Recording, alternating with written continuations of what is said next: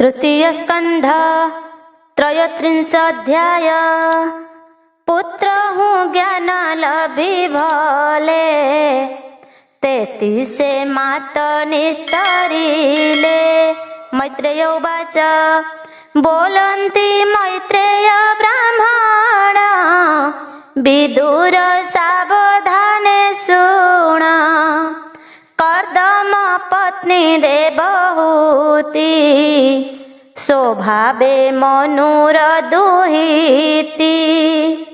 कपिल वचन शुणिले, मोह पटल प्रतेजिले। तत् विषय सांख्य ज्ञान, कहिले जेणु भगवान। ताहांकु कले प्रणिपात, विनये जोड़िबे निहस्त। चाहिण कपिल बदन, आनंदे करन्ति स्तवन। देवहूति उवाच तु नाथ सलील भितरे, शयन विराट देहरे। भूत इंद्रिय मनमय, जहीं रे गुणंक प्रवाह। अशेष कारण कारण, तो कळे बर नारायण। जठर पद्मरु जाहार, जात होइला बेदबर। तो रूप देखी बानी मन्ते, से अज विचारिला चिते। अनेक व्यापार से कला, केबे हे देखी न पारिला। केवल ध्याने से देखिला, ए विश्व सृष्टि ताहू कला। तू प्रभु बहु रूप धरी, निज शक्ति रे माया करी। कलु ए विश्व सारे जाना, स्वभावे तुझे कर्म भिन्न। सत्य संकल्प तुम्भे हरि, जीवंक भोग अनुसारी। सृष्ट्यादि करिछ विधान, ए तुम्भ मायार अभियान। अनंत शक्ति ए तुम्हार, तो माया के करु गोचर। प्रलय काले तुम्भे हरि, ए विश्व उदरे संहारी। शयन बट पत्रे तोर, बाल मुकुंद रूप धर। चरण अंगुली बदने, भरि शयन शिशु जेने। ए विश्व जाहार उदरे, मुताकू के मन्ते जठरे। धइली बुझी न पारई, केवल तो माया गोसाई। तू दुष्ट निबारिबा पाई, साधुर क्षणे तोर देही। एणु तुम्भर कळे बर, अन्यथा कि कार्य तोहर। जेन्हे कलादि रूप धरी, धर्म स्थापन कल हरि। ए तत्व ज्ञान देबा पाई, ए रूप धइल गोसाई। कृतार्थ तुम्भे मते कल, पुत्र स्वरूपे प्रकाशिल। जानाम करिण श्रवण, अथवा करि संकीर्तन। जाहाकू करि नमस्कार, स्मरण करि नाम जार। चंडाल सोम यज्ञ होए, जिति विचार भ्रांति नहे। जे प्राणी नयने देखिला से किबा कृतार्थ नहिला। एणु मु सुगति लभिली नयने तो रूप देखिली। चंडाळ एणु श्रेष्ठ हेला जिह्वारे तो नाम धइला। जेणु तो नाम उच्चारिला सकल तपसे हु कला। होमादि कला वेद मंत्रे स्नान से कला नाना तीर्थे। तापरे नाही सदाचार तो नाम जिह्वारे जाहार। समग्र वेद से पढ़िला जे तुम्भ नाम उच्चारिला। तुम्भे जे परम पुमान तु ब्रह्म जगत जीवन। तुम्भंकु निश्चल मनरे जोगी भावन्ति निरंतरे। गुणमानंकु निज तेजे विनाश करिछ सहजे। तुम्भे कपिल वेद गर्भ तु विष्णु व्यापी अछु सर्व। बंदई तुम्भर चरण तो बिनु न जानई आन। मैत्रेय उवाच बोलंती मैत्रेय गोसाई शुण विदुर मन देई। एमंते दिव्य स्तुति करी आनंद मने मोद भरी। शुण हे विदुर तदंते जननी स्तवन करन्ते। से जे कपिल भगवान साक्षाते परम पुमान। गभीर वचन सधीरे कहिले जननी छामुरे। कपिल उवाच भो मातो घेन मो वचन। मोहर बाके दिय मन। जे मार्ग भजन प्रकार कहिलु अग्रते तुम्भर। जेबे मार्गे तुम्भे जीव एकांते कृष्णंकु लभिब। अचिरे लभिब मुक्ति पाइण निश्चल भक्ति। ए मार्गे श्रद्धा तुम्भे कर लभिब गोविंद पयर। ए मन्ते ब्रह्मवादी माने मोते लभन्ति सावधाने। जाहिरे मृत्यु भय नाही शुण जननी मन देई। तुम्भे पाइब सेहि मते एणु कहिली तुम्भ हिते।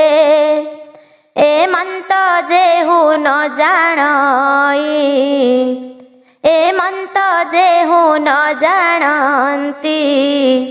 से प्राणी मोते न भजन्ति। मैत्रेय उवाच एमंत भावे आत्मा गति देखाई देले रमापति। मातांक अनुमति नेले तपसा धने बने गले। ब्रह्मवादिनी देवहूति जोग मार्गरे देले मति। आश्रम सरस्वती कूले जोग साधिले से निश्चले। रहिले पुत्र वाक्य घेनी से स्थाने कर्दम घरणी। स्नान मार्जन त्रय काल कुटिल अलका जटिल। कृषित लावण्य शरीर पिंधन्ति बकल अंबर। एमंते तपस्विनी बेसे से देवहूति रहे तो से। गृह संपद दूर करी तपस्वी बेसे बनचारी। कर्दम अचल विभूति चित्तु त्यागिला देवहूति। ता छाड़ी चित्त बैरागे भजन मार्गे अनुरागे। पूर्वे कर्दम प्रजापति संपादी थिले जे संपदी। गृहस्थ धर्म करिथिले उपमा नाही भूमंडले। दिव्य विमाने से बिहरी उपमा नाही तिनि ପୁରୀ ଯାହିଁ କଳ୍ପିତ ବସ୍ତୁ ଯେତେ ଅଶେଷ ରତ୍ନେ ସୁନିର୍ମିତେ ମନ୍ଦିରେ ସ୍ଫଟିକର କାନ୍ଥ ଭୂମିର ଚିତ୍ତ ମରକତ ରତ୍ନେ ଜଳନ୍ତି ଦୀପ ପ୍ରାୟ ଶୋଭନେ ଯୋଗୀ ମନ ମୋହେ ଯୁବତୀ ରତ୍ନେ ସୁଖଞ୍ଜଣି ସେ ଦିବ୍ୟ ପୁରେ ନିବାସିନୀ ସକଳ ଋତୁ ପୁଷ୍ପ ଫଳ ମଣି ନିର୍ମିତ ସ୍ତମ୍ଭ କୂଳ ଦେବଙ୍କ ଦିବ୍ୟ ଭୋଗ ଯାହିଁ ସର୍ବଦା କାଳ ସୁଖମୟୀ ବିଚିତ୍ର ଚିତ୍ର ହେମମୟେ ଚିତ୍ର ପତାକା ଧ୍ୱଜ ଶୋହେ ସୁଗନ୍ଧ ପୁଷ୍ପ ମାଳେ ମାଳେ ଯେ ରଥେ ଲମ୍ବେ ସୁଗହଳେ ଗଭୀର ଭୃଙ୍ଗନାଦ ଶୋହେ ପାଟବ ସନ ମନ ମୋହେ ଉପରେ ନୀଳ ରତ୍ନମଣି ବିରାଜେ ରବି ତେଜ ଜିଣି ବିଶ୍ୱକର୍ମାର ଶିଳ୍ପୀ ଗୁଣ ଯେ ରଥେ ହୋଇଛି ଘଟଣା ମହାମର୍କତ ସ୍ଥଳୀ ଯାହିଁ ବିଦ୍ରୁମ ବେଦୀ ବିରାଜଇ ଯେ ଦ୍ୱାରେ ବିଦ୍ରୁମ ଦେହଳି ହୀରାକ ବାଟ ଯାହିଁ କିଳି ବାମ ଦକ୍ଷିଣେ ପୂର୍ଣ୍ଣ କୁମ୍ଭ ବିରାଜେ ଇନ୍ଦ୍ର ନୀଳ ସ୍ତମ୍ଭ ଜଳନ୍ତି ପଦ୍ମରାଗ ଦୀପେ ବିଚିତ୍ର ଶିଖେ ଚନ୍ଦ୍ର ତପେ ମୌକ୍ତିକ ହେମମାଳା ଲମ୍ବେ ପାଟ ଦୋଳିକା ରତ୍ନ ସ୍ତମ୍ଭେ ଶ୍ଵେତ ହଂସକ ପାରାବତ ନାଦ କରନ୍ତି ଉନ୍ନମତ ବିମାନ ଶିଖେ ଜ୍ୱାଳା ରନ୍ଧ୍ରେ ଧୂମ ନିର୍ଗତ ଧୂପ ଗନ୍ଧେ ବିହାର ସ୍ଥାନ ସୁମଣ୍ଡନ ସୁବର୍ଣ୍ଣ ନିର୍ମିତ ପ୍ରାଙ୍ଗଣ ନାନା ବିଶ୍ରାମ ସ୍ଥାନ ସୋହେ ଦେଖି ଯୋଗୀଙ୍କ ମନ ମୋହେ ବିମାନେ ଯେବେ ବିହରନ୍ତି ସେ ସୁଖ ସେମାନେ ବାଞ୍ଚନ୍ତି ସଜା ଗୋ କ୍ଷୀର ଫେନ ପ୍ରାୟ ସେ ଦିବ୍ୟ ପୁରେ ଶୋଭା ପାଏ ସୋହେ ସୁବର୍ଣ୍ଣ ପୀଢ଼ ମାନ ସରସ ସୁଖ ଉପାଧାନ ଭୁବନ ବେଢ଼ିଣ ଉଦ୍ୟାନ ଯହିଁ ଅମର ଦ୍ରୁମ ମାନ ଫଳ ପୁଷ୍ପରେ ପରିପୂର୍ଣ୍ଣ ତହିଁ ଲମ୍ବିତ ଲତା ମାନ ବିହଙ୍ଗ ମିଥୁନେ କ୍ରୀଡ଼ନ୍ତି ମତ ମଧୁପ ଯେ ଗୁଞ୍ଜନ୍ତି ବିବୁଧ ଅନୁଚର ମାନେ ବିହରୁ ଥାନ୍ତି ସେ ଉଦ୍ୟାନେ ସେ ଦେବହୂତି ଯଶ କୀର୍ତ୍ତି ଶୋଷରେ ଗୀତ ସେ ଗାବନ୍ତି ଦିବ୍ୟ ବିଚିତ୍ର ବାପୀ ମାନ ଉତ୍ପଳ ଗନ୍ଧେ ସୁବାସନ କର୍ଦ୍ଦମ ତହିଁ ବିହରନ୍ତି ସଙ୍ଗେ ସୁନ୍ଦରୀ ଦେବହୂତି ଏମନ୍ତ ରମ୍ୟ ସୁଖ ସ୍ଥାନ ବାଞ୍ଛନ୍ତି ଇନ୍ଦ୍ର ପତ୍ନୀ ମାନ ସେ ପୁର ତେଜୀ ଦେବହୂତି ଯୋଗ ସାଧନେ କଲେ ମତି ପ୍ରତେଜୀ ସ୍ୱାମୀ ପୁତ୍ର ଗଲେ ତେଣୁ ବିରହେ ନିମଜିଲେ ଶୋକରେ ବିଷାନ ବଦନ ତଥାପି ଯୋଗେ ଦୃଢ଼ ମନ ପତି ସନ୍ନ୍ୟାସ ଦୁଃଖା କୂଳେ ପୁତ୍ର ସୁସଙ୍ଗେ ସୁଖେ ଥିଲେ ସେ ପୁତ୍ର ତେଜି ଗଲେ ବନ ଏଣୁ ବିଚ୍ଛେଦେ ଦୁଃଖ ମନ ବତ୍ସା ବିୟୋଗେ ଯେହ୍ନେ ଗାଇ ଯେମନ୍ତେ ବ୍ୟାକୁଳେ ହୃଦୟୀ ସେ ରୂପେ ଆକୁଳ ହୋଇଲେ हा पुत्र बोली मोह गले जन्मिला हृदय तत्ज्ञान तथापि शोक विद्यमान पुत्रर गुण अनुक्षणे स्मरण करन्ति रोदने ध्यान करन्ति कपिलंकु संतत डाकन्ति ताहांकु स्नेह छाड़िला धन घरे चित्त रहिला पुत्र ठारे मन को क्रमे स्थिर कले निश्चले सुदृढ़े बसिले जे ध्यान पुत्र कहिथिले से रूप चित्ते ध्यान कले विशुद्ध होई अछि मन तेणु निश्चल रूपे ध्यान भक्ति जोगरे दृढ़ हेले शास्त्र विधिरे आराधिले वैराग्य भावे तत्व ज्ञान तेणु भावन्ति भगवान आत्मा को समान देखि